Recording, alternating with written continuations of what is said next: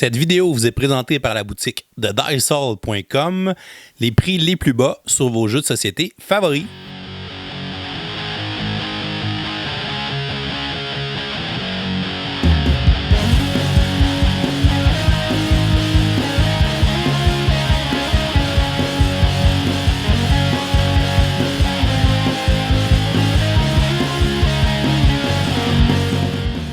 Salut les gamers, bienvenue à Professeur Board Game, je m'appelle David. Aujourd'hui à Board Game 101, je vous présente l'apogée de la trilogie des Royaumes de l'Ouest avec son troisième jeu. Il s'agit de Vicomte du Royaume de l'Ouest. C'est un jeu qui a été édité en 2020 par Garfield Games après une campagne Kickstarter et qui a été traduit en français par Pixie Games. C'est un jeu des auteurs Shem Phillips et S.J. McDonald qui se joue de 1 à 4 joueurs et dont les parties vont durer entre 60 à 90 minutes. Le but du jeu va être de marquer le plus de points. C'est un jeu de style salade de points euro qui fonctionne principalement avec du deck building ainsi qu'une rondelle d'action.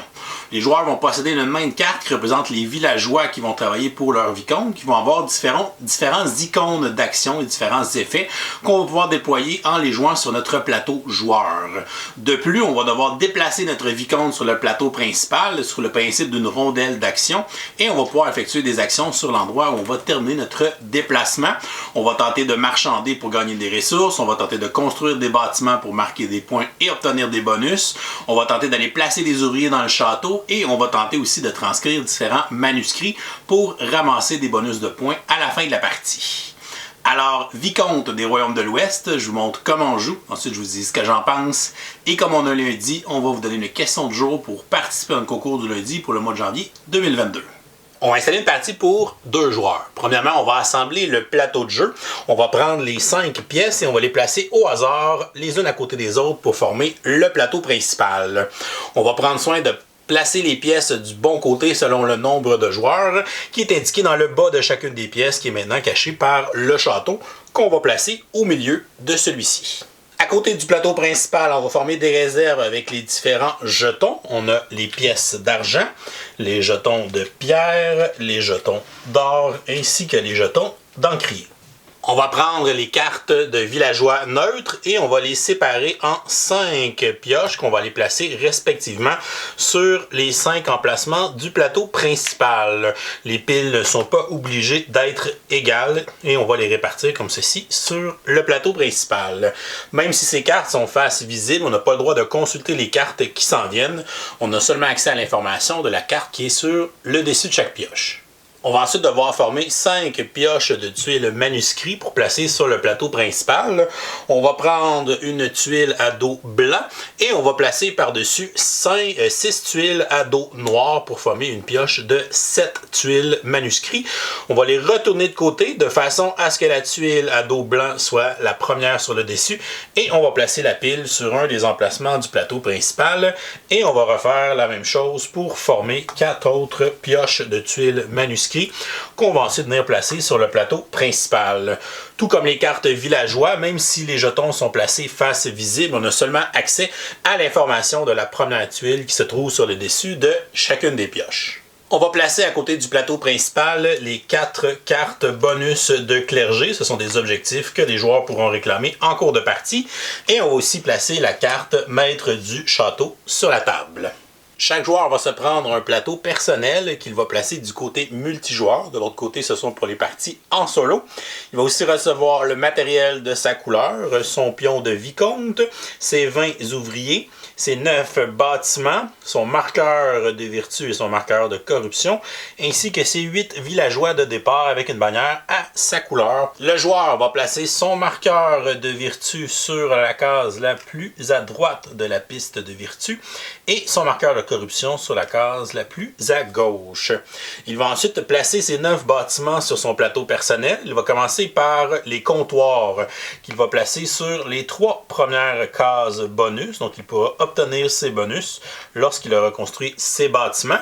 Ensuite, on va placer sur les 3 autres cases les 3 maisons de corporation qui sont les gros bâtiments.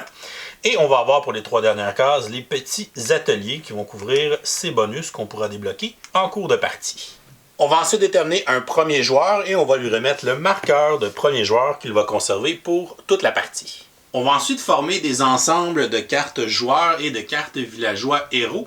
On va former un nombre d'ensembles qui est égal à 1 de plus que le nombre de joueurs. Donc, comme on fait une partie à 2 joueurs, on va former 3 ensembles avec ces cartes. On va ensuite drafter ces cartes en ordre inverse de tour de jeu. Donc, le dernier joueur va se choisir un ensemble. Donc, ce serait notre joueur bleu ici. Pourrait choisir cette carte, ces 2 cartes-là en fait, qu'il va placer dans sa zone de jeu. Et notre joueur jaune, lui, qui est le premier joueur, va choisir en dernier. Et il va choisir ces 2 cartes qu'il va aller placer dans sa zone de jeu. Premièrement, notre carte villageois héros va être placée avec nos 8 villageois de départ. On va mélanger tout ça ensemble pour former notre deck de départ qu'on va placer à côté de notre plateau personnel dans la zone de pioche. Ensuite, on va regarder sur notre carte de joueur et on va avoir un numéro qui est indiqué dans le haut de celle-ci. C'est l'emplacement où on va placer notre vicomte sur le plateau principal. Donc ici, je vais le placer sur la case 7 au début de la partie. La carte joueur nous indique aussi nos ressources de départ. Donc ici, on voit que je vais commencer avec 2 ressources de pierre. Je vais commencer avec une ressource d'or et je vais avoir un total de 9 pièces d'argent au départ. De plus, je vais me prendre une carte d'acte de propriété ainsi qu'une carte dette. Et on voit aussi que je vais pouvoir retourner ma carte dette de l'autre côté. Donc elle est déjà retournée. Et ça va me permettre de gagner une ressource de mon choix en bonus. Donc je vais prendre une ressource d'encrier. Lorsqu'on a terminé de prendre nos ressources de départ sur notre carte joueur, on va simplement la retourner de l'autre côté et elle va devenir notre aide de jeu pour la partie. Et les joueurs vont se piocher une main de 3 cartes pour débuter la partie. On va ensuite placer la carte pauvreté ainsi que la carte prospérité sur la table. On va regarder selon le nombre de joueurs. Donc sur la carte prospérité, pour une partie à 2 joueurs, on va devoir placer 12 cartes d'acte de propriété sur celle-ci. Et pour la carte de pauvreté, encore une fois à 2 joueurs, c'est aussi 12 cartes, mais cette fois-ci, ce sont des cartes dette qu'on va devoir placer sur le dessus. Pour le reste des cartes d'acte de propriété, on va les placer sous la carte prospérité. Et même chose avec le reste des cartes dette, on va les placer sous la carte de la pauvreté. C'est ce qui va déterminer la fin de la partie, c'est lorsqu'on va révéler une des 2 cartes, soit la carte pauvreté ou la carte prospérité. Une partie de Vicomte du Royaume de l'Ouest se joue en plusieurs manches, en commençant par le premier joueur. On va prendre une carte de notre main et on va la jouer sur l'emplacement de gauche de notre plateau personnel. On va ensuite devoir déplacer notre vicomte d'un certain nombre d'emplacements sur le plateau dans le sens horaire, selon la carte de villageois qu'on aura jouée. On va ensuite décider, selon l'emplacement où on va s'arrêter sur le plateau, soit les emplacements à l'extérieur ou les emplacements à l'intérieur près du château, et on va pouvoir exécuter une des 4 actions principales. Sur les emplacements extérieurs, les joueurs pourront commercer pour gagner différentes ressources qui pourront les aider dans la partie. Ils pourront aussi faire des actions pour construire les bâtiments qui sont sur le plateau pour les placer sur les différentes cases bonus et marquer des points en fin de partie. Alors que les emplacements à l'intérieur près du château, les joueurs pourront aller envoyer leurs ouvriers au château pour marquer des points et récolter des bonus, ou ils pourront réclamer les différentes tuiles en traduisant des manuscrits. Les joueurs auront aussi l'opportunité de recruter le villageois qui va se trouver à l'emplacement où ils ont exécuté leur action avec leur vicomte pour pouvoir garnir leur deck de cartes avec des nouveaux villageois. On va continuer la partie jusqu'à temps qu'on ait accumulé des actes de propriété ou des dettes pour révéler soit la carte pauvreté ou la carte prospérité, ce qui va déclencher la fin de la partie. On va terminer la manche en cours et on va jouer une manche finale avant de passer au décompte final des points. Et le joueur qui cumulera le plus de points sera déclaré vainqueur. À son tour de jeu, un joueur va devoir exécuter les 6 phases de jeu qui sont résumées sur son plateau personnel à l'aide des icônes qui sont juste sous la rangée des bâtiments. La première phase est la gestion des cartes. Premièrement, le joueur va faire avancer ses cartes de son plateau personnel vers la droite. Comme on est en début de partie, on n'a pas de cartes sur notre plateau personnel, donc on va ignorer cette étape. Mais à nos autres tours de jeu, on aura des cartes qui seront déjà en place. Donc au début de la phase de gestion de cartes, on va tasser la carte vers la droite et ça va nous libérer l'espace de gauche qui sera l'emplacement où on va jouer une nouvelle carte à ce tour de jeu. Au prochain tour de jeu, on va encore tasser des cartes vers la droite et on va jouer une nouvelle carte dans l'emplacement qui va être à gauche. lorsqu'on va avoir 3 cartes sur notre plateau de jeu pour la majorité de la partie. Lorsqu'on sera dans la phase de gestion de cartes, on va premièrement expulser la carte qui est la plus à droite. Elle va tomber dans notre zone de défausse qui est à droite de notre plateau et on va tasser les 2 autres cartes pour laisser de la place pour en jouer une prochaine. De plus, si notre carte a un effet d'expulsion, comme c'est le cas ici avec la voleuse, ce sont les effets avec un X, donc ils vont s'activer lorsque la carte va tomber dans la défausse. Ça va nous permettre de gagner une carte de dette qu'on va placer dans notre zone de jeu et ça va aussi nous donner une pièce qu'on va prendre de la réserve. Mais au début de la partie, on n'a aucune carte sur notre plateau personnel, donc on n'a pas de carte à déplacer. On va simplement en jouer une des 3 cartes qui est dans notre main et la placer sur l'emplacement de gauche. Si c'est une carte avec une icône de corruption, la petite tête de mort violet, à ce moment-là, on va gagner 1 point de corruption pour chaque icône violet qui est visible sur notre plateau personnel. Dans le cas, présentement, c'est seulement 1. Donc, on va avancer le marqueur de corruption, le marqueur noir, vers l'autre marqueur sur la piste de vertu et de corruption. Certains personnages ont aussi des effets instantanés lorsqu'on va les placer sur notre plateau de jeu. Donc si au lieu de jouer ma voleuse, donc je n'aurai pas la corruption, je décide de jouer la publicaine. Donc on voit qu'elle a une icône avec un éclair qui est un effet instantané. On va donc gagner 2 pièces qu'on va prendre dans la réserve. Et on va pouvoir défausser une carte de notre main. Donc je vais pouvoir placer une carte dans ma défausse immédiatement. Ce qui va me permettre de piocher plus de cartes à la fin de mon tour. Pendant la partie, il y a moyen de détruire des cartes, donc on peut diminuer le nombre de cartes dans notre deck, mais on ne peut jamais avoir moins de 3 cartes dans notre deck. Si jamais on a 3 cartes, donc les 3 vont être sur notre plateau personnel, il y en a une qui va aller dans la défausse et on va immédiatement la prendre et la rejouer sur l'emplacement de gauche. C'est pour ça qu'on doit avoir toujours un minimum de 3 cartes dans notre deck. Si jamais un joueur n'a aucune carte en main et qu'il doit jouer une carte au début de son tour, à ce moment-là, il doit prendre la première carte de sa pioche et la jouer sur l'emplacement de gauche de son plateau personnel. Une fois notre carte placée et les effets instantanés activés, on va passer à la deuxième phase, qui est la phase de mouvement, où on va déplacer notre pion de vicomte sur le plateau principal d'un nombre de cases égal au coût de la carte qu'on vient de jouer. Donc la carte que je viens de jouer a un coût de 3. Je dois donc déplacer mon vicomte de 3 emplacements sur le plateau principal. Si jamais je veux me déplacer de plus d'emplacements, je vais devoir payer des pièces d'argent, donc une pièce d'argent pour chaque emplacement supplémentaire, mais on est obligé au minimum de faire tout le déplacement de la carte qu'on vient de jouer. Donc je ne peux pas faire un déplacement seulement de 2 puisque ma carte a 3 points de déplacement. Le vicomte va toujours se déplacer en sens horaire sur le plateau et cela est rappelé par le sens des flèches qui sont imprimées sur celui-ci. Donc je dois me déplacer de 3 emplacements avant d'effectuer mon action principale. Donc je pourrais faire un déplacement de 1, 2 et 3 pour terminer à cet endroit. Si on termine sur un emplacement extérieur, on pourra comme action principale soit faire l'action de marchander pour gagner des ressources, ou on va pouvoir faire l'action de construction pour y placer un bâtiment s'il y a des emplacements libres. Si on finit notre déplacement sur une case à l'intérieur, donc près du château, on pourra faire l'action de placer des ouvriers au château ou bien l'action de transcrire des manuscrits. Donc là, je vais terminer mon 3 de déplacement à cet endroit-là. Si j'avais voulu bouger de plus que 3 cases, à ce moment-là, je peux payer des pièces d'argent. Donc pour chaque pièce d'argent, je peux faire 1 point de déplacement supplémentaire. Donc si je paye une pièce d'argent, je pourrais me faire un déplacement de 4 et terminer à cet endroit. Si jamais on fait un déplacement et qu'on termine où il y a nos adversaires, on peut le faire, mais à ce moment-là, on va leur donner un réarrangement gratuit, c'est-à-dire qu'ils vont pouvoir changer de place les 3 cartes qui sont sur le plateau personnel pour les placer comme ils le veulent, donc pour décider quelle carte va sortir et quelle carte va rester plus longtemps sur son plateau personnel. Une fois son déplacement terminé, on passe à la 3e phase qui est l'action principale, donc qui montre toutes les icônes possibles pour effectuer notre action. Le joueur va devoir choisir une des 4 actions principales et chacune d'entre elles est reliée à un emplacement sur le plateau comme on vient de vous l'expliquer avec les emplacements extérieurs et ceux à l'intérieur. Chaque action principale est aussi associée à un symbole, donc on a l'action de commercer qui va aller avec les icônes marchands, les petites bourses bleues. On a l'action de construire des bâtiments qui est le symbole de construction avec le petit marteau gris. On a l'action de placer des ouvriers au château avec les symboles nobles qui sont la petite fleur de lys jaune.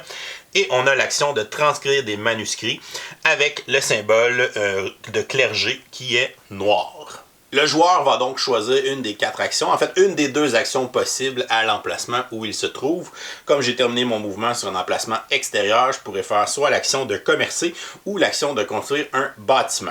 Je vais regarder tous les icônes qui sont visibles sur mon plateau personnel, sur les cartes ainsi que les emplacements imprimés sur le plateau, ainsi que les icônes bonus qu'on pourrait avoir débarrées lorsqu'on va construire des bâtiments. Donc, si je veux faire, par exemple, l'action de commercer, je vais compter le nombre d'icônes marchands qui sont visibles. J'en ai un sur la carte qui est ici et j'en ai 2 autres qui sont imprimés sur mon plateau. J'ai donc un total de 3 icônes marchands si je veux faire l'action de marchander. Si jamais les joueurs ont des cartes avec des icônes de corruption, ce sont des jokers. Ils vont donc compter pour n'importe quel des 4 autres symboles pour exécuter son action principale.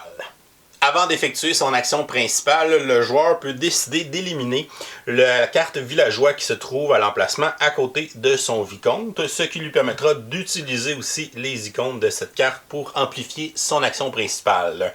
Pour ce faire, on doit payer le coût de la carte, donc ici c'est 2 pièces, je vais donc dépenser 2 pièces de ma réserve personnelle, ce qui va me permettre d'utiliser les icônes de ce personnage. Donc je vais avoir une icône marchand supplémentaire et une icône de clergé supplémentaire. Comme je vais faire l'action de commercer, j'en avais 3 icônes marchands sur mon plateau, plus celui-ci, ça me fait un total de 4 icônes marchands, ce qui va me permettre de faire l'action avec une force de 4 icônes. Si on regarde sur le plateau, pour chaque 2 icônes marchands, on va gagner une ressource d'encrier. Comme j'ai 4 icônes marchands, donc je peux donc activer cet emplacement 2 fois et ainsi gagner 2 ressources d'encrier que je vais placer dans ma réserve personnelle. De plus, comme j'ai éliminé une carte citoyen, je vais pouvoir activer son effet qui est dans le haut de la carte. Donc c'est un effet qui est optionnel. Si je veux, je peux défausser une carte de ma main. Des questions d'avoir plus de place pour en piocher des nouvelles à la fin du tour. Et cette carte, comme elle est éliminée, on va la retirer de la partie. Elle n'ira pas dans notre défausse, on ne la gagnera pas dans notre deck. De plus, si je veux augmenter la puissance de mon action de commercer, je peux décider de dépenser des pièces d'argent. Pour chaque pièce d'argent, ça va me donner un icône marchand supplémentaire. Donc si j'avais dépensé 2 pièces d'argent de plus en faisant mon action, j'aurais pu gagner une ressource d'encrier supplémentaire. Pour les autres emplacements du plateau, pour l'action de marchander, on pourra gagner les autres types de ressources. Ici, pour chaque icône marchand, on va gagner une pièce d'argent. Ici, pour chaque 2 icônes, on gagne un encrier. C'est comme celui qu'on vient d'activer. Ici, pour chaque icône marchand, on gagne une pièce d'argent. Pour chaque 2 icônes marchand, on gagne une ressource de pierre. Pour chaque 2 icônes marchand, on gagne une ressource d'or. Ici, pour chaque 2 icônes, on gagne une ressource de pierre. Et ici, pour chaque 2 icônes, on gagne une ressource d'or. Donc, on a 2 emplacements pour chacune des 3 ressources. Pour les 2 autres emplacements qui sont différents, pour celui-ci, pour chaque 4 icônes marchands, on va pouvoir retourner une carte dette ou bien une carte d'acte de propriété. Les cartes dette, d'un côté, quand on les gagne, vont valoir moins 2 points de victoire, mais si on les retourne de l'autre côté, on n'a plus la pénalité de points et de plus, on va gagner une ressource de notre choix entre l'or, la pierre et les encriers. Alors que les cartes d'acte de propriété, lorsqu'on va les gagner, elles valent 1 point. Mais si on réussit à les retourner avec un effet de jeu, ils vont valoir 3 points de victoire à la fin de la partie. Et le dernier emplacement, celui où il y a le vicomte bleu présentement, pour chaque 3 icônes de marchand, on pourra détruire une carte, donc la sortir de notre deck. On peut prendre les cartes qui sont dans notre main ou bien prendre la première carte au hasard de notre pioche et la détruire. Lorsqu'on détruit une carte, on va la sortir de notre deck, mais on va aussi gagner son coût en pièces d'or. Donc si je détruis cette carte de prêteuse sur gage, je vais gagner une pièce en la détruisant. La deuxième action principale est l'action de construire des bâtiments qui est reliée à l'icône de construction qui est le petit marteau gris. Présentement, sur mon plateau personnel, j'ai un total d'un icône de construction, ce qui n'est pas assez pour construire aucun des 3 types de bâtiments. Je devrais donc dépenser des ressources pour augmenter la force de mon action.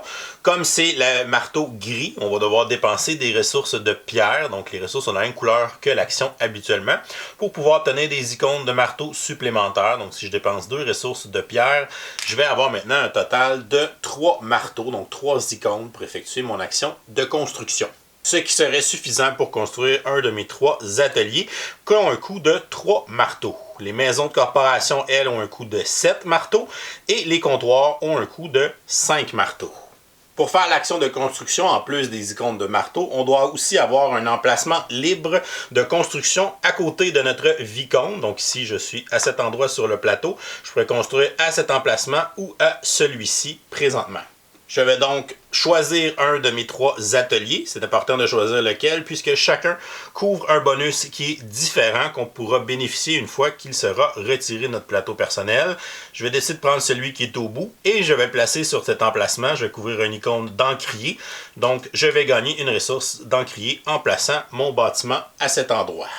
De plus, j'aurai libéré le bonus ici qui va augmenter de +1 le nombre de cartes que je vais pouvoir avoir en main à la fin de mon tour. Si le joueur bleu, à son tour de jeu, vient à cet endroit-là, il lui aussi vient faire une action de construction et qu'il vient placer un atelier lui aussi à cet endroit-là. Il va gagner une carte d'acte de propriété en bonus en plaçant son bâtiment. Et de plus, on va pouvoir activer le lien de chaînage entre les 2 emplacements. Donc, on va avoir un bonus qui va se retrouver sur la ligne pointillée entre 2 emplacements de construction. Lorsqu'il y a des bâtiments aux 2 emplacements, on va activer le chaînage et tous les joueurs qui auront des bâtiments sur cette ligne pourront gagner ce bonus. Donc, ici, le joueur bleu et le joueur jaune vont le gagner. C'est d'avancer de 1 son marqueur de vertu sur son plateau personnel. Si jamais ce sont des bâtiments d'au même joueur qui sont de part et d'autre du lien, le joueur va seulement gagner le bonus une fois et ne l'aura pas en double. Chaque bâtiment est associé à un bonus qu'il couvre et qu'on va gagner pour le reste de la partie lorsque le bâtiment sera construit. Comme on vient de voir, le dernier atelier va augmenter le nombre de cartes qu'on pourra avoir en main. Donc maintenant, on pourra avoir une main de 4 cartes. Donc on va pouvoir piocher plus de cartes à la fin de notre tour. Pour l'atelier qui est ici au milieu, dans la phase de résoudre les collisions, si on n'a aucun icône de corruption sur notre plateau personnel, on va pouvoir avancer de 1 notre jeton de vertu. Donc ici, je les avais inversés. Donc le jeton de vertu, c'est le jeton blanc.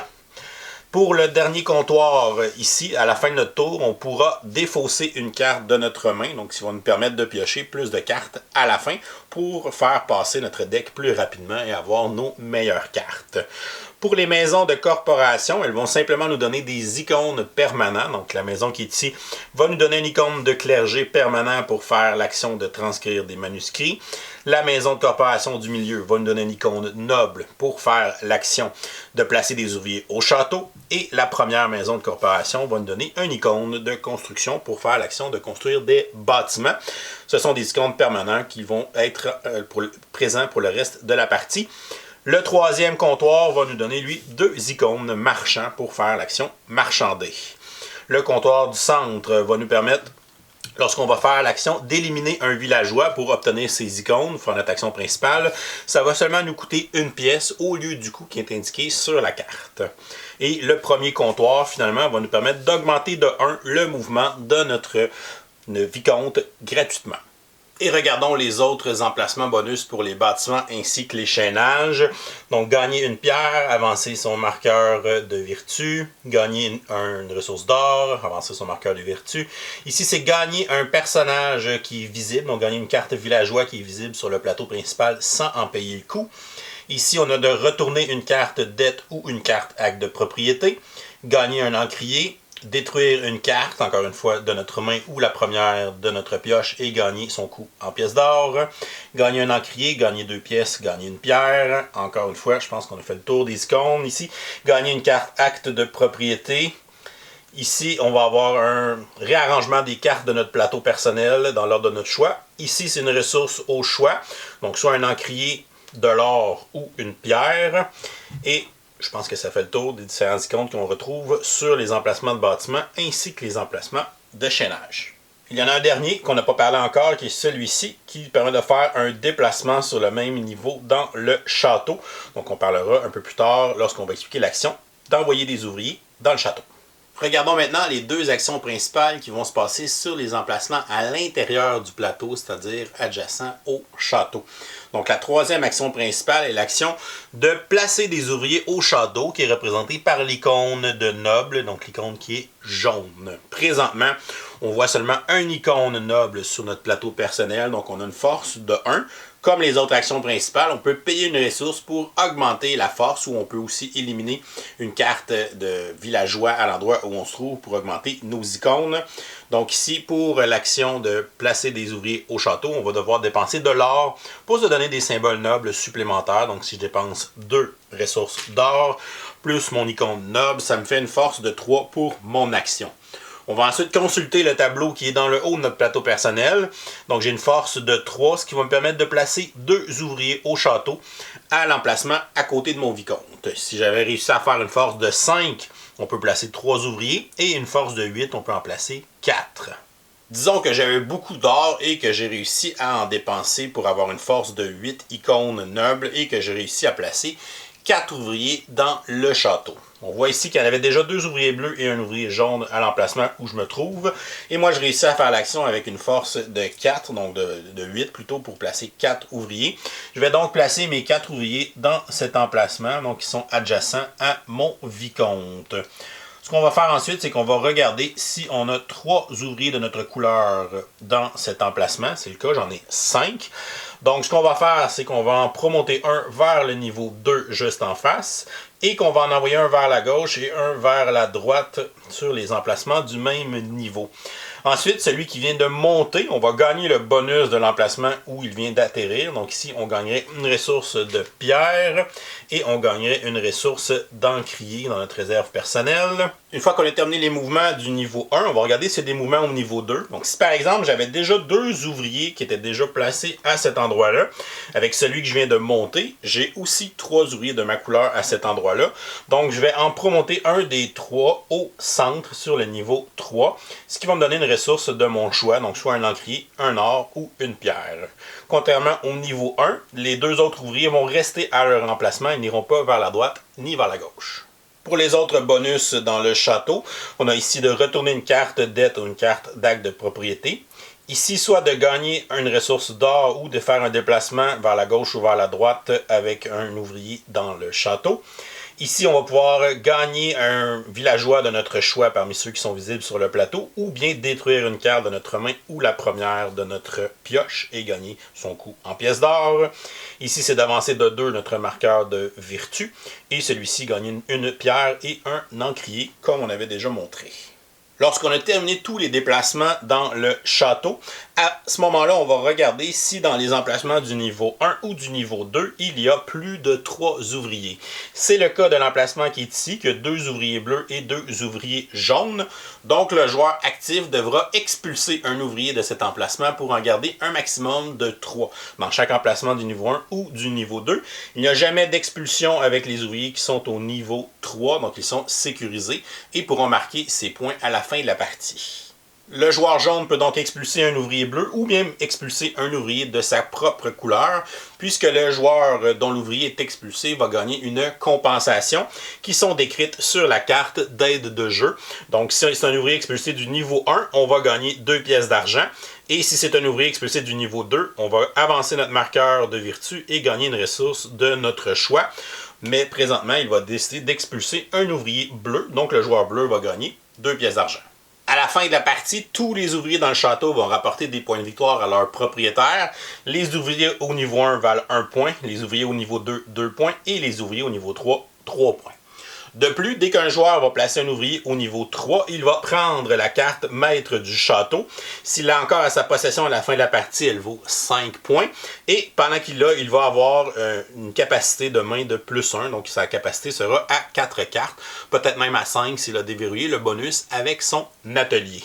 Cette carte peut se promener d'un joueur à un autre pendant la partie. Donc si jamais le joueur bleu réussissait à amener plus d'ouvriers au niveau 3, donc s'il réussit à monter tous 2 ouvriers, il est maintenant majoritaire dans les ouvriers au niveau 3. Il va donc prendre la carte maître de château au joueur jaune et c'est lui qui va la garder. La quatrième action principale est l'action de transcrire des manuscrits qui est identifiée avec l'icône de clergé en noir. Présentement, on a un seul icône de clergé sur notre plateau personnel, mais comme toutes les autres actions principales, on peut augmenter le nombre d'icônes en payant une ressource. Pour cette action, ce sont les ressources d'encrier, donc c'est la même couleur que l'icône, donc les ressources noires qui vont nous permettre d'augmenter la force de cette action. De plus, on peut aussi éliminer un villageois pour utiliser ces icônes et augmenter notre action.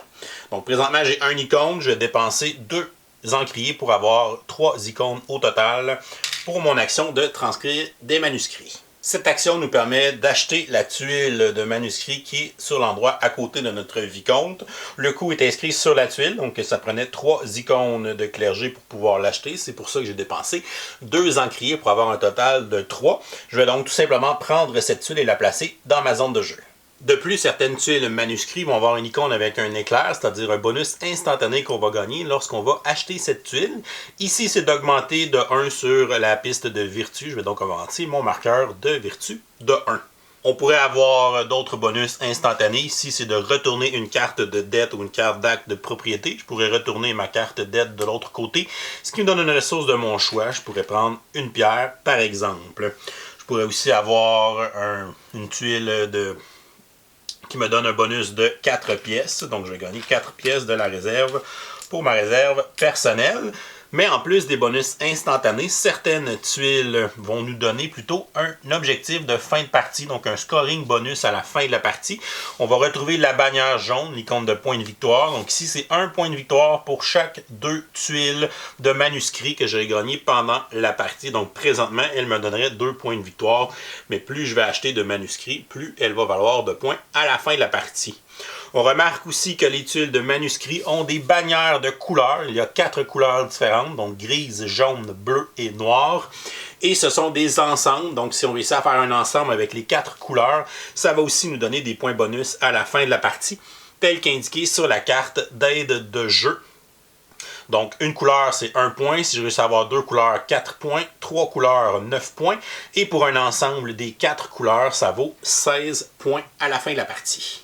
Si jamais un joueur achète des tuiles manuscrits et qu'il a un total de 3 tuiles de la même couleur, donc si j'ai 3 tuiles avec la bannière bleue, il va pouvoir gagner la carte bonus clergé de les 3 bannières bleues. Donc c'est le premier joueur à le faire qui va gagner cette carte et il ne pourra pas la perdre pour le reste de la partie. Cette carte va lui donner 3 points de victoire à la fin de la partie et elle va lui donner 2 icônes marchands pour le reste de la partie. Si jamais il n'y a plus de tuiles sur le plateau, on va gagner la récompense qui est indiquée sur le plateau. Donc ici, je ne gagnerai pas de tuiles, mais je vais gagner une carte d'acte de propriété au coût de 3 icônes de clergé. Et une fois notre action principale terminée, on passe à la phase 4, qui est la phase de recruter, qui nous permet de recruter la carte villageois qui est à côté de notre vicomte. Donc ici, c'est la carte du moine. Pour la recruter, on doit payer son coût en pièces. Donc ici, il coûte 2 pièces. Je décide de payer son coût. Je vais pouvoir activer son effet dans le haut de la carte bonus en l'achetant. Donc ça me donne un point de vertu. Je vais donc avancer mon marqueur de vertu sur mon plateau personnel. Et cette carte sera placée dans ma défausse. Donc je vais gagner cette carte. Et quand, évidemment, mon deck sera vide, on va pouvoir la rebrasser et elle pourra la jouer éventuellement. Si jamais la pioche de cartes villageois est épuisée, on ne peut pas faire l'action de recruter. Par contre, on voit qu'il y a quand même un villageois générique qui nous permet de faire l'action d'éliminer pour pouvoir utiliser les icônes dans notre action principale. La 5e phase est de résoudre une collision. On va effectuer cette phase seulement si notre marqueur de corruption et notre marqueur de vertu se sont rencontrés et qu'ils sont sur la même case. Présentement, on voit que ce n'est pas le cas, donc on passerait par-dessus cette phase et on passerait à la phase suivante. Mais pendant la partie, on a vu qu'on peut déplacer le marqueur de vertu et le marqueur de corruption selon certaines actions qu'on va effectuer. Si jamais les deux marqueurs se rencontrent, donc ils sont sur la même case, et qu'on a encore des actions qui vont déplacer un ou l'autre des marqueurs, à ce moment-là, les deux marqueurs vont se déplacer ensemble. Et rendu dans la phase 5, on va effectivement devoir résoudre une collision, puisque les deux marqueurs sont en collision les uns avec les autres. Premièrement, les joueurs qui ont construit l'atelier du centre, donc lorsqu'on va résoudre une collision, Si jamais ils n'ont pas aucune tête de mort sur les icônes de leur carte, ils vont pouvoir gagner un point de vertu, donc d'avancer leur marqueur de vertu sur la piste. Ensuite, les joueurs qui ont des villageois qui ont des pouvoirs qui s'activent lorsqu'on résout une collision, comme les deux villageois qui sont ici. Donc lui, lorsqu'un joueur résout une collision, je vais gagner une ressource d'or.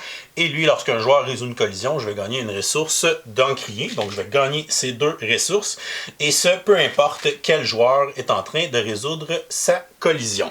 Ensuite, le joueur actif qui est en train de résoudre sa collision va gagner le bonus qui est au-dessus de ces deux marqueurs. Donc ici, ça serait de gagner 2 pièces d'argent, de gagner une carte de dette, ainsi qu'une carte d'acte de propriété. Et les autres cases sont des variantes qui peuvent nous permettre de gagner plus ou moins de cartes d'acte de propriété ou plus ou moins de cartes dette de l'autre côté. Alors que le symbole en dessous de la case où on se trouve sera un effet qui sera donné aux autres joueurs dans la partie. Donc ici, au centre, on va donner une réorganisation à tous les autres joueurs. Ils pourront replacer les 3 cartes de leur plateau personnel comme ils le veulent. On a aussi d'autres effets pour les autres joueurs sur les autres cases. Donc ici, s'ils n'ont pas d'icône de corruption, ils peuvent gagner un point de vertu. Ici, s'ils n'ont pas d'icône de corruption, ils peuvent gagner un acte de propriété. Ici, s'ils ont au moins un icône de corruption, ils vont gagner un point de corruption. Ici, s'ils ont au moins un icône de corruption, ils vont gagner une carte de dette. Et finalement, on va remettre les marqueurs de vertu et de corruption sur leurs emplacements initiaux. Et ensuite, on passe à la phase 6, qui est la phase de tirer des cartes. C'est là qu'on va remplir notre main de cartes selon notre limite. La limite de base est de 3.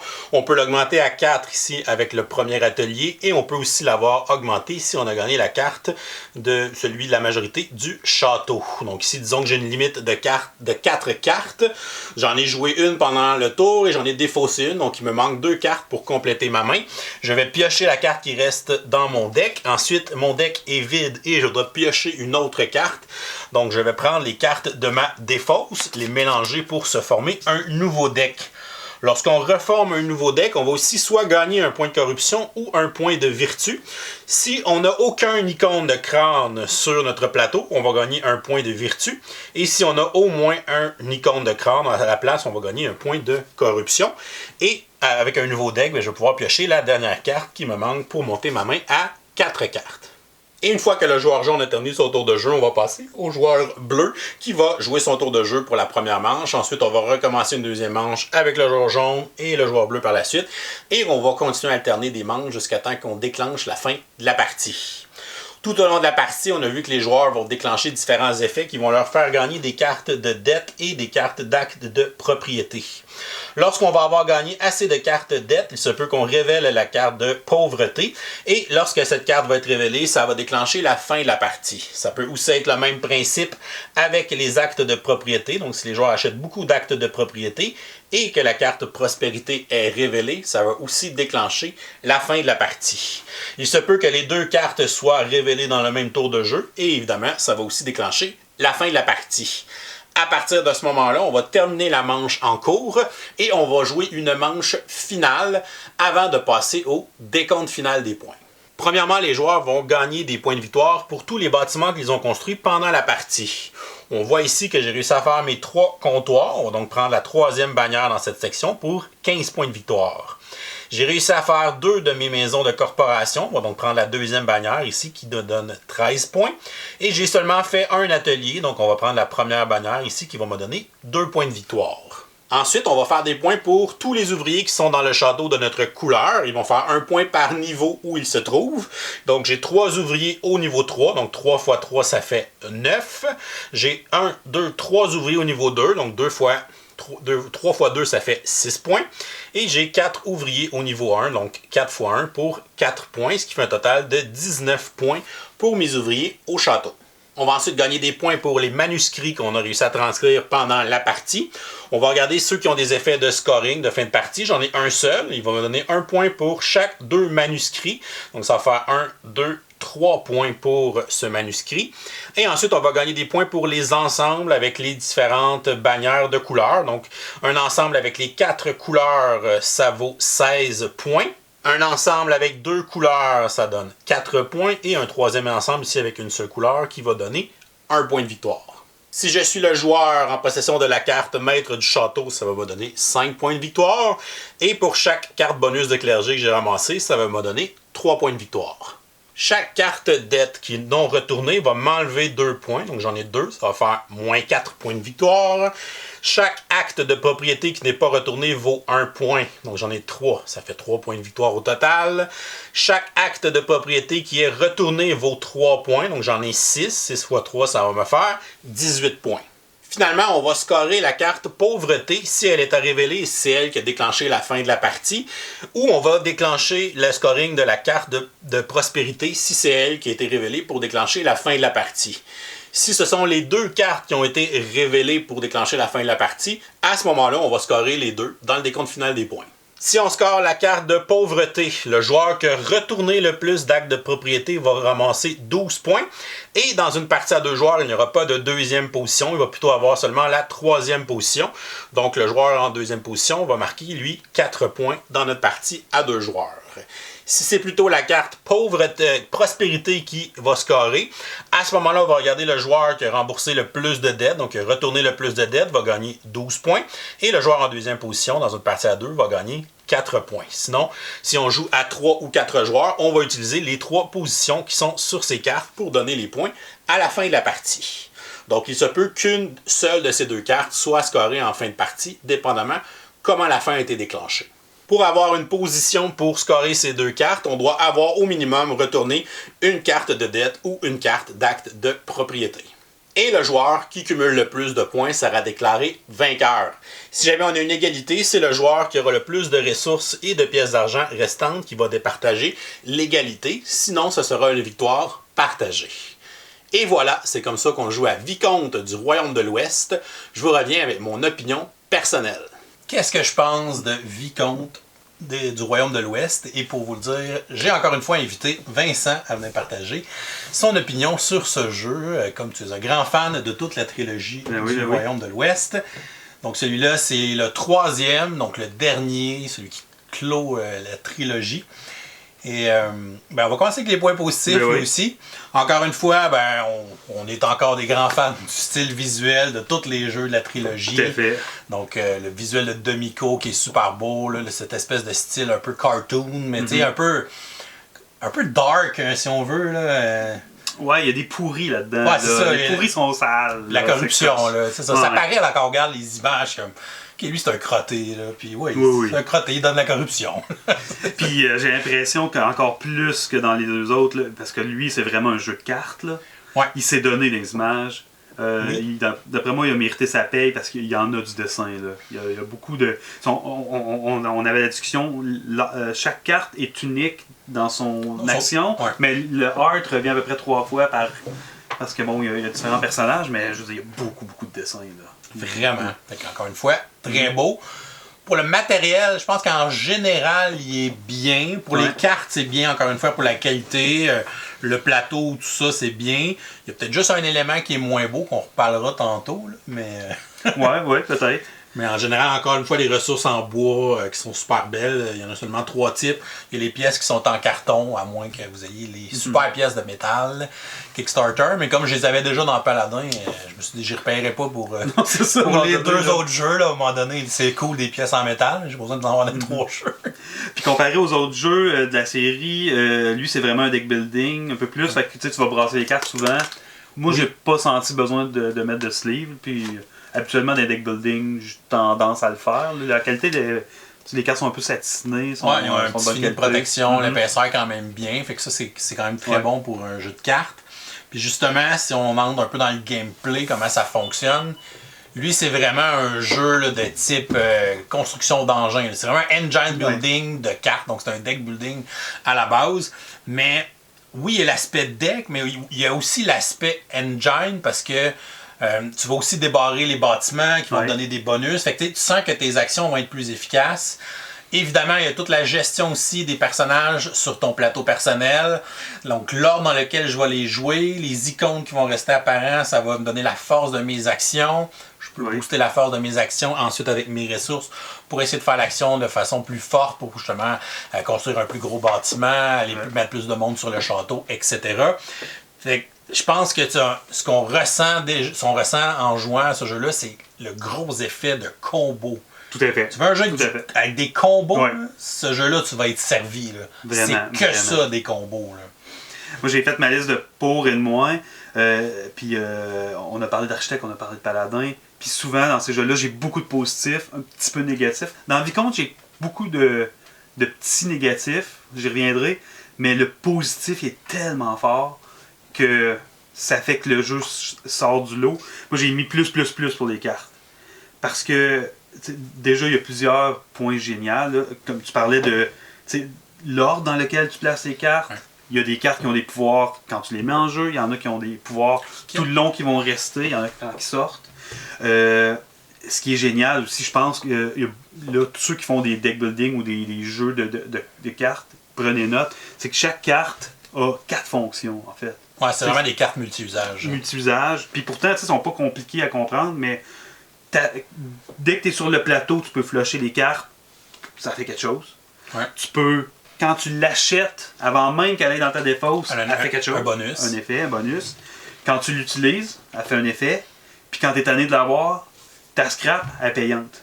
Ouais, tu gagnes de l'argent pour l'avoir. Fait que jusqu'à la fin, la carte, tu sais, jamais tu vas te retrouver. Même une carte morte, tu vas payer pour t'en débarrasser. Tu vas faire de l'argent pour t'en débarrasser. Tu sais, c'est bon. J'aime ça, ces jeux-là où, tu sais, on le voit avec. Tu sais, moi, je suis un gros fan de Marvel Champion. J'aime l'idée que quand j'utilise pas une carte, ben, je la convertis en ressources pour m'en servir. Ce jeu-là le fait. Ouais, ça fait qu'il n'y a aucune carte inutile dans ton deck. Tu sais, même ta carte de base, la journée que tu vas la flusher, ben, elle va te donner au moins une pièce ou tu auras un petit quelque chose pour. Puis tu sais, il y a même des cartes de base que tu vas peut-être garder toute la partie parce que justement, tu te concentres sur cette icône-là. Fait que je veux garder ce qu'on a le plus possible dans mon deck pour qu'il revienne plus vite puis que je puisse faire l'action de façon plus efficace. Puis il y a tout le fait que ça, c'est le genre de jeu que quand je joue une carte, il y a plusieurs décisions qui sont derrière la carte que j'ai choisie. Est-ce que, bon, je la joue parce qu'elle me donne le déplacement nécessaire pour aller faire l'action que je veux faire à ce tour-là? J'ajoute parce que je veux placer cette icône-là, puis que dans 2 tours, je vais avoir juste des icônes de même. Ouais. Je vais faire une action plus forte. J'ajoute parce qu'elle a une habilité quand je la mets en jeu, ou j'ajoute parce que dans 2 tours, elle va sortir, puis là, on me donne un bonus qui va fitter que l'action que je vais faire dans 2 tours. C'est un jeu que tu dois constamment faire de la planification à moyen terme. Tu peux jamais juste penser à un tour de jeu dans ce jeu-là. Faut tout le temps que tu penses 2, 3 tours, parce que justement, la synergie des 3 cartes sur ton plateau est trop importante. Puis il faut que tu saches où tu t'en vas. Et en plus, tes actions vont dépendre de où est ton vicomte.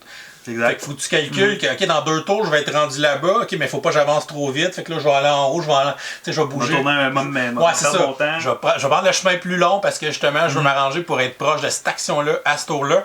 Fait que c'est constamment un gros exercice de planification. Pour ceux qui adorent, comme moi, ce genre de jeu-là, mais encore une fois, vous allez être servi dans un jeu de planification. Là. Tout à fait. Puis peut-être, dernier point sur les cartes encore, c'est un détail, mais juste de pouvoir te promener sur le plateau puis que les cartes, tu puisses les défausser, payer pour utiliser leur icône puis après flusher la carte, fait que le marché de cartes disponible recycle beaucoup, comparé à bien d'autres jeux. Puis on a beaucoup parlé, par exemple, de Dune Imperium dernièrement, que c'est peut-être un défaut du jeu, c'est qu'à un moment donné, t'es statique, t'as le marché que t'as. Là, lui, il bouge constamment. Et comme j'ai noté, il y a 68 cartes dans le paquet, fait que les games ne se ressemblent pas. Là. Non, vraiment pas. Fait que ça, c'est vraiment intéressant. Fait que oui, puis les possibilités de combo sont littéralement infinies. Là. Puis, tu sais, même si le casse-tête est intense, la planification est intense, au final, là, c'est un jeu qui a 4 sortes d'actions que tu peux faire. Ouais. Il y a 4 actions principales que tu peux faire. Tu peux aller mettre du monde au château, tu peux aller acheter les parchemins, tu peux aller construire ou tu peux aller générer des ressources. C'est ça. Fait que il y a 4 actions principales à savoir. Fait que c'est comme facile à assimiler le concept du jeu, le cœur du jeu, mais c'est un jeu qui est difficile à jouer, difficile à maîtriser. Oui, quand même. Mais il reste que c'est de la planification moyen terme pareil, un peu comme on parlait dans l'architecte. Ouais. C'est que dans le sens que tu sais pas comment elle va se finir la game, puis de toute façon, tu n'as pas tout à fait le contrôle de comment elle va finir. Tu as une partie du contrôle, là, mais qui est partagée entre les joueurs. Ça reste que, bon, dans 2-3 tours, je me vois où, mais à la fin de la game.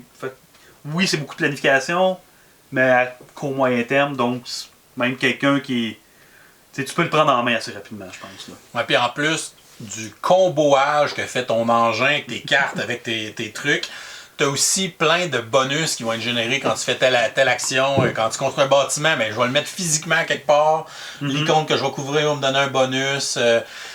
Les parchemins, il y en a qui vont te donner des bonus instantanés, mais il y en a que c'est des scoring de fin de game. Fait que là, je veux vraiment ce parchemin-là, je vais essayer de faire plus de points avec lui. Fait qu'il y a quand même beaucoup de choses à penser. Puis il y a beaucoup de trucs qui peuvent déclencher des espèces de petits bonus. Ça, c'est le fun dans un jeu, justement. Tu joues quelque chose, ok, je construis, je déplace là, je fais un bonus. En plus, je révèle un icône permanent sur mon plateau. Fait que là, quand je vais faire cette action-là, j'ai un niveau de plus pour la faire. Fait que c'est vraiment. On dirait qu'à tout ce que tu fais, dans le fond, te donne de quoi dans le jeu-là. Il n'y a pas un tour inutile, il n'y a pas un axe. Même si tu as un tour moins explosif, tu prépares quelque chose. Tu as un gros coup qui s'en vient tranquillement. Fait que on dirait que c'est toujours un peu satisfaisant, même si tu fais juste la préparation, puis là, dans 2 tours, tu fais une espèce de gros tour où tout s'aligne, puis tu déclenches une coupe de bonus, puis c'est vraiment le fun. Donc ça, cette satisfaction-là, elle est vraiment présente dans le jeu. Moi, j'ai le sentiment, j'ai hâte d'entendre ce que tu vas dire, ce que tu as à dire là-dessus, mais j'ai le sentiment qu'il y a 4 actions, en fait, il y a comme 4 stratégies, là. Mais j'ai l'impression qu'ils sont balancés, les 4. J'ai l'impression que tu peux pas décider en début de game, et je m'en vais vers ça. Faut que tu te laisses guider par le plateau, mais je pense que toutes les stratégies peuvent être viables.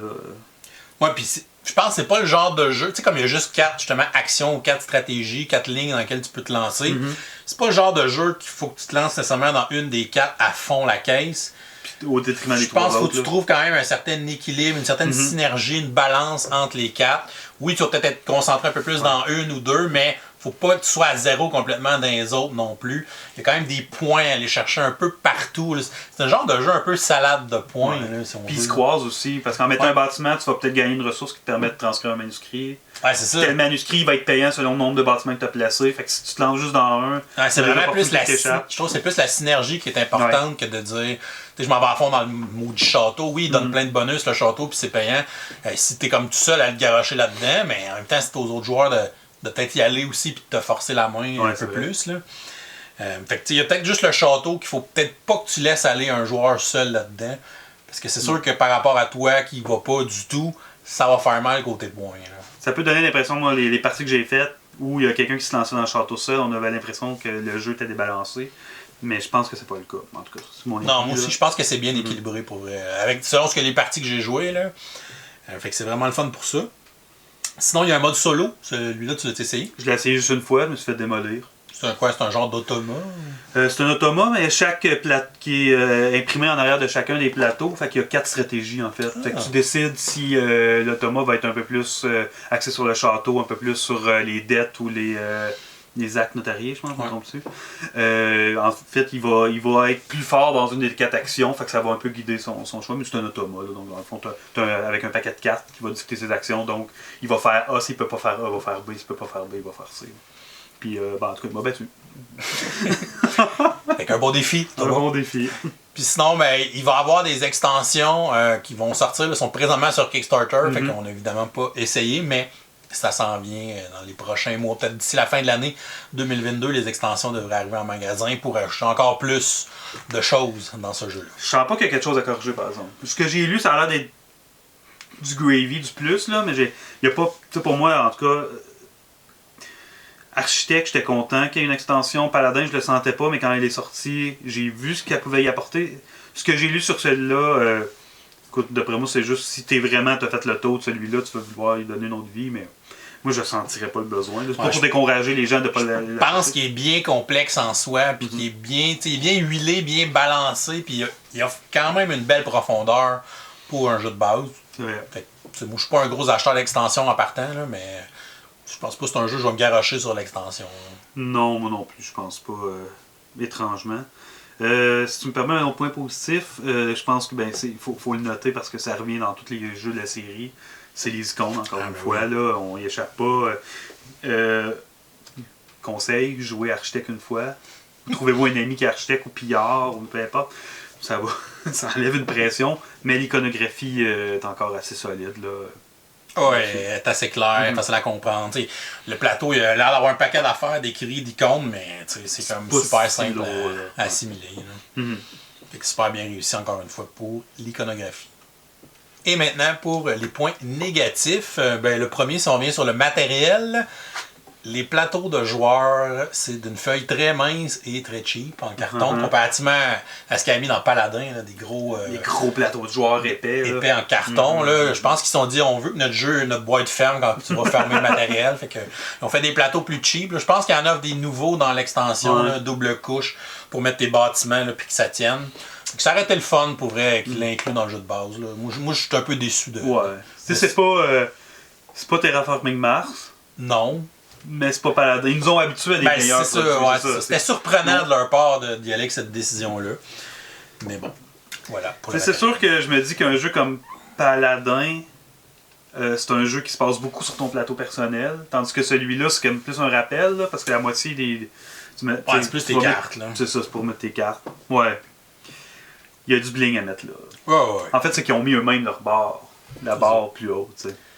Sinon, pour le gameplay, ben, je pense qu'un de ses gros points négatifs, c'est un jeu qui est très, très, très propice à la paralysie d'analyse. Oui, c'est vrai. Si vous souffrez de ça, on pense à quelqu'un. Je sais pas, qui s'appelle Pat, peut-être. Bref, c'est le genre de jeu, justement, que comme tu es tout le temps en train de planifier à moyen terme, tu as beaucoup d'options à analyser, tu as beaucoup de choix à prendre en considération pour tes 2-3 prochains tours. Fait que si tu overthink, si tu prends trop de temps à penser, ben ça peut un peu casser la fluidité du jeu. Moi, honnêtement, je l'ai juste joué à 2 joueurs, ce jeu-là, dans toutes mes parties. Je crois aussi. C'est peut-être pas un jeu que je veux jouer à 4 joueurs, là, parce que ça va peut-être être un peu long avant que ça revienne à mon tour de jeu. Là. Ouais. 2-3 joueurs, un gros max, là, je pense que pour ce jeu-là, pour garder une certaine fluidité. Là. Mais ouais. Tu passerais-tu des plateaux de joueurs? Ben oui. Puis je pense que juste pour rajouter, puis tu t'en parles sûrement, tu en parles dans ta vidéo probablement de présentation, mais c'est que toutes tes actions sont sur le plateau, tout ce que tu peux faire, mais chacune de ces actions-là peut être bonifiée. Tu sais, quand tu vas déplacer des... mettons que tu vas construire des bâtiments, fait que là, ton déplacement peut être modifié. Fait que déjà, en plus, ça rajoute une couche. Puis là, tu peux décider, ben ton mouvement, c'est X, mais tu peux payer pour le bonifier. Fait que là, ça t'amène à une autre partie du plateau. Puis là, rendu à cette partie-là du plateau, ok, tu peux faire l'action, mais est-ce que tu utilises la carte qu'il y a sur place? Oh ouais, tu peux... c'est que tu n'auras pas le temps d'analyser toutes les possibilités. T'sais, oui, tu n'as pas tant de cartes que ça en main. Non. Mais chaque carte va avoir un déplacement différent, va t'emmener à une autre place, qui va donner une action différente. Puis là, si je prends un autre chemin, j'aurai une autre action. Puis là, j'ai tel autre nombre d'icônes de ça, puis j'ai telle ressource. C'est beaucoup de trucs analysés pour chaque décision de jouer une carte au lieu de l'autre. Ça peut influencer plusieurs parties du jeu. C'est pour ça que si tu te mets à tout analyser puis à tout essayer de penser, ça peut devenir... À jouer avec un sablier. Ouais, comme aux échecs. Moi, j'ai un autre un négatif du positif. Ouais. Qui est, j'ai dit, point positif, c'est les icônes. Oui. Je pense que c'est intéressant que les icônes reviennent d'un jeu à l'autre. D'Architecte Paladin, on l'a nommé. Pillard. Je pense qu'ici, il a atteint sa limite. Moi, je trouve surtout avec le plateau de joueurs. Il y a des icônes là, de plateau que tu as vu, je rejouerais là, ce soir, puis tu as vu, je me rappelais même pas ça là, qu'est-ce qu'il faisait. J'ai trouvé que. Moi, il y en a peut-être un peu trop. Moi, j'ai fait des erreurs en le montrant. Je trouve qu'il y en a un peu trop d'icônes. Et puis, il y a aussi. J'ai l'impression que les concepteurs ont assumé qu'on avait joué d'autres jeux ou qu'on comprendrait les icônes parce que dans le livre de règles, c'est pas tout là. Il y a des... puis même ça m'amène, je fais un pont vers mon autre point négatif qui est le livret de règles. Il est pas facile à apprendre. Et puis, il aurait bénéficié d'un deuxième livre comme dans Architecte. Dans Architecte, ils ont mis un deuxième livre. Un genre d'annexe. Un annexe. Là, il y a des exemples concrets où, par exemple, tel manuscrit, je sais pas ce qu'il fait. Il n'y a pas d'annexe. Puis pour savoir ce qu'il fait, mais c'est en lisant les exemples, il drop dans les exemples. Je veux dire, quand je suis autour de la table, puis qu'on se pose la question, j'ai pas le temps. Puis tu sais, il y a beaucoup d'icônes. Un annexe, ça aurait mérité un annexe. Il y a comme un résumé là, au verso du livre d'instruction, mais il est comme pas complet. Il n'y a pas tout dessus. Fait que là, tu perds ton temps à checker dans cette page-là, puis comme il est pas là l'affaire que je cherche. Fait que là, tu es dans le livre. Fait que, il aurait peut-être dû faire un annexe un peu plus complexe de 2-3 pages, puis au moins, tu sais que l'information que tu cherches, elle va être là. Fait que, un petit miss là-dessus de leur part. Là. Non, c'est ça. Puis il y a des icônes, puis là, on les verra peut-être pas à la caméra, mais tu sais, il y a une petite carte verte avec un bas le bas de la carte est brun. C'est pas expliqué nulle part dans le livret. Puis là, à un moment donné, tu te rends compte, ok, ben le brun, c'est comme c'est ton board. Ah, c'est ça. Ok, bon, moi, je trouve que c'est une force de vouloir le rendre indépendant de langage. Puis les icônes, une fois que tu les as, c'est mineur, là, parce qu'une fois que tu l'as compris, tu le comprends, mais c'est pas facile, je trouve. Ouais, puis par rapport aux deux autres, il y a plus de nouveaux icônes dans lui que dans les deux autres. Ouais. Fait que tu sais, oui, tu pars avec un avantage, tu connais déjà ceux de Paladin ou ceux d'Architecte, mais il y en a plein des nouveaux, fait que là tu fais comme, ok, c'est quoi celui-là, ou c'est quoi celui-là, ou... Fait que tu sais, il y a quand même un petit apprentissage à faire au niveau des icônes. Là. Je suis d'accord là-dessus. Puis, ça, pour les icônes, je trouve ça... on cherchait la traduction française de Fiddly. Je trouve qu'il y a certaines règles qui sont plus difficiles à apprendre. Surtout, par exemple, les premières fois que j'ai joué aller au château. Ouais. C'est où tu tasses, c'est quand tu tasses, c'est quand tu montes. Fais-tu le bonus avant, tu tasses-tu avant? Ouais. C'est déjà arrivé, même aujourd'hui, je rejoue. Ah, parce que ça fait une cascade à un moment donné aussi. C'est ça. Là, la cascade, c'est pas la fin du monde, mais pas facile. Ouais, c'est comme là, je bouge eux autres, là, je déclenche le bonus, puis les autres montent, puis ils déclenchent eux autres. Puis là, ah, mais j'ai-tu bougé lui avant? Tu sais, ouais. C'est comme des fois, tu te souviens plus lequel t'as bougé, lequel t'as pas bougé encore. Là. Ouais, surtout si t'es 4 au château, là, t'as un festival de couleurs. Non, c'est ça. C'est pas tant évident. Qu'est-ce que tu penses du thème? Parce que on disait que dans l'architecte, c'est le fun, tu te sens comme un architecte qui bâtit. Toi, tu t'es senti comme un vicomte qui allait recruter, je sais pas, des alliés dans le royaume. Il est peut-être un peu abstrait dans son fonctionnement là, par rapport au thème. Là. Je le vois beaucoup plus comme un puzzle qu'un jeu où je joue un seigneur. Là. Ouais, t'as raison, un puzzle. Je pense qu'il est plus mécanique que thématique. Là. Ouais, parce que construire les bâtiments. Ouais, là, c'est semi-générique, les cases. Tu construis tel bâtiment, ça scrape une carte. Ça te donne un bonus. Ah ouais, ok. Non. Sure.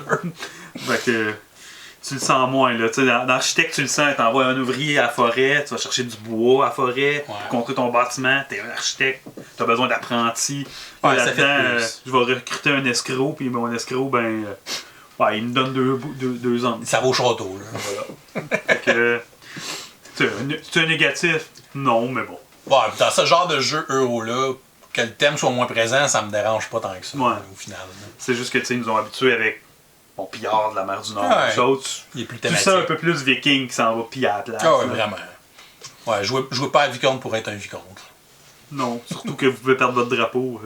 Ouais, c'est dangereux. Mon vicomte rouge a perdu son drapeau. J'ai besoin de colle, s'il vous plaît. Non, ça fait le tour de mes négatifs, je pense. Ouais, mais ça fait pas mal le tour, puis je pense que c'est une belle conclusion à cette trilogie-là. Ouais. Puis je trouve que en finissant, c'est un jeu qui a une belle originalité. C'est un jeu qui ressemble vraiment à rien que vous avez joué. Tu sais, un genre de Euro deck building pur, tu sais, c'est pas quelque chose qui est très répandu, je pense. J'ai vu la comparaison à Maracaibo un peu, mais encore. Avec l'effet peut-être de rondelle, peut-être, là. Ouais. Mais encore. Ouais, c'est ça. Parce que, si tu cherches des éléments, là, mais... Ouais, c'est ça. Il y a des petites comparaisons à faire, mais... Mais il est tout seul dans sa... Pas vraiment le même feeling au final, là, mais ouais, je pense qu'il c'est vraiment une bébite à part. Là. Fait que, ça, c'est le fun aussi de... Un jeu, surtout de cette complexité-là. Souvent, c'est dur de se réinventer ou de merger des affaires pour que ça marche bien comme ça. Puis c'est un jeu que... Ça paraît que les auteurs ont pensé à plein de petits détails. Des fois, tu fais telle affaire, il y a telle petite règle. Ah oui, ça donne ça, puis ça fait ça. Puis, il est bien réfléchi. T'sais, ça roule bien, même si des fois il y a des petites règles qui sont pas très instinctives, qu'on va accrocher, mais sont brillantes. Ça mérite de persister un peu. Voilà. Donc, qu'est-ce qu'on lui donnerait comme note à Vicomte du Royaume de l'Ouest? C'est un coup de circuit, moi. Moi, je pense que c'est le meilleur des trois. C'est le meilleur des trois. Honnêtement, il est plus difficile d'approche. Il est plus simple que Paladin. Paladin, il est vraiment casse-tête, je trouve. Mais lui, il a plus de combos possibles. En fait, les règles sont peut-être plus simples, mais il est plus difficile à maîtriser, je pense. Je pense que son cadre est plus souple que celui de Paladin. Ouais. Ce qui fait que justement, tu peux peut-être aller dans plein de directions différentes, puis construire ton engin de cartes, aller faire des différentes actions, puis aller chercher des bonus, des choses comme ça. Fait que c'est vraiment un très bon jeu expert. Ça reste quand même un jeu, il y a une certaine complexité. Oui. Ouais, je pense mais vraiment très le fun. Moi, je donne un A encore. Là. J'avais donné un A architecte. Donné... peux-tu donner A+, tu trouves? Tu peux donner A+, sûr. Moi, je dirais jamais non. Oh! Fait que A+. Oh! On brise les internets. Et voilà. Donc, non, vraiment un beau succès. Si vous cherchez vraiment un jeu complexe, un jeu très casse-tête, un jeu qui va faire travailler votre planification énormément, c'est un jeu qui va être fait pour vous. Donc, regardez ça, Vicomte du Royaume de l'Ouest, qui clôt en fait la trilogie, l'excellente trilogie de jeux en fait. On peut te faire une parenthèse sur la trilogie en disant que on l'a beaucoup comparé aux deux autres, mais il se tient tout seul là. Oui. C'est vraiment une trilogie thématique. C'est pas une trilogie de jeux. T'as pas besoin d'avoir joué aux deux autres. Du tout. Il se tient tout seul. Là. Tu peux acheter. Vraiment. Avec un solide choix, on vous conseille fortement Vicomte du Royaume de l'Ouest. Puis on a hâte de voir la prochaine trilogie, les Tigris du Sud.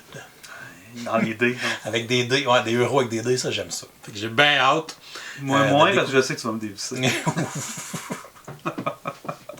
Et voilà, c'est tout pour aujourd'hui. Oh, c'est vrai, on est lundi. On va donc vous donner une question de jour pour participer au concours du lundi pour le mois de janvier 2022, dans lequel vous pourrez remporter le jeu Dice Farm. La question de jour est la suivante. Quel est votre jeu favori dans la trilogie du Royaume de l'Ouest? Et si jamais vous n'y avez pas joué à aucun, lequel aimeriez-vous le plus essayer dans les trois? Vous nous laissez la réponse en commentaire YouTube sous la vidéo pour enregistrer votre participation au concours. Si jamais vous nous supportez sur Patreon pour 5$ et plus, vous aurez aussi une participation gratuite à chaque lundi. Donc, bonne chance à tous pour ce nouveau concours. Et si vous n'êtes pas encore abonné à la chaîne, vous pouvez cliquer le petit bonhomme ici en bas de l'écran pour vous abonner. Sinon, vous pouvez nous suivre sur Facebook, Twitter, Instagram à Professeur Board Game. Et si vous adorez les vidéos qu'on vous fait, vous pouvez nous supporter sur notre campagne Patreon. On vous souhaite une excellente fin de journée. Continuez de gamer.